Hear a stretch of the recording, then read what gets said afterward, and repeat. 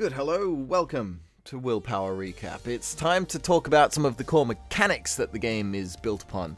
The main premise, what the game is actually for, is still something that I'll reveal in due time, but it's time to talk about what makes the thing tick. Considering I'm mostly a one-man crew, aside from Lockie who's taking care of the coding, but I'm the one who's going to be working on it more or less full-time, so how do I build it in such a way that it's going to be plausible? Feature creeping in games is common. Like, for example, people have been asking, oh, what if there was like a character customization tool? You could swap out the face and the hair and the clothes and things. But it's easy to come up with that idea and get really excited about it, but then suddenly you've accidentally given yourself like a month's worth of extra work to do. Creating all those assets takes a while, a real while. And it's unfortunately really easy to underestimate how long any given task will take, and any exciting little idea that comes up in the spur of the moment could be adding a ridiculous amount of time to the overall production. So a game like this needs to be less is more if I hope to actually get it done at all. Just ever. This means that every mechanic that gets introduced needs to be, at least for me, as flexible as possible to be able to build different sorts of level scenarios and things out of it.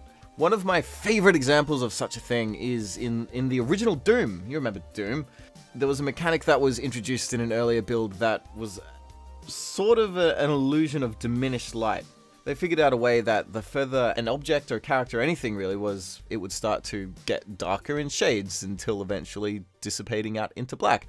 And that's great, but then they thought, well, there's all sorts of things you can do with such a feature. Maybe you could have like a flickering light bulb effect, or you could have a moment where you pick up an item and the lights shut off and the doors open and all the monsters come out to get you.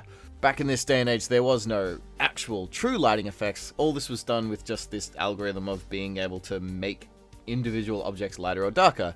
Anything that looked like lights lighting up a room was all drawn physically by hand. But they managed to get so much mileage out of such an idea. Similarly for willpower. Primary progression as you move around the map is going to be a concept of keys and locks. However, what keys and locks take the form of is quite broad. Hopefully it will be varied enough that it will be able to keep things fresh and entertaining as you explore this world.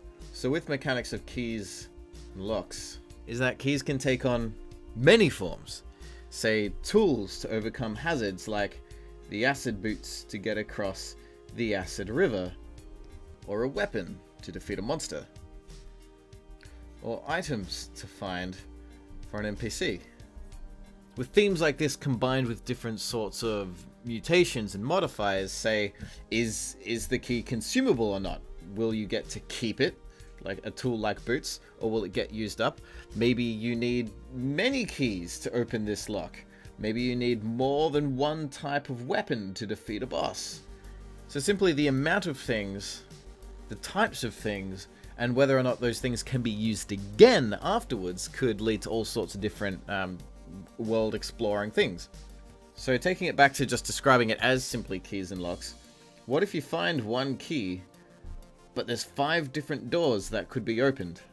Now it's up to you as a player to decide where to go.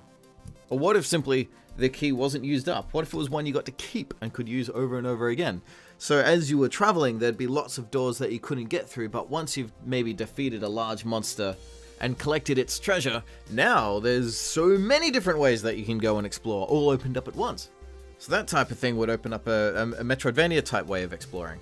Some parts can be very linear, other parts can be a lot more open-ended and let the player decide. For me, making artwork for it is simply, tile-based things, so essentially when Lockie's finished the editor, I can just sort of Lego levels together, hopefully. And to say all this now, because I've started designing things, well, just sort of throwing concepts together and figuring out what should these worlds look like before I have the editor done, so I can try and make sure that these are as exciting and adventurous as possible.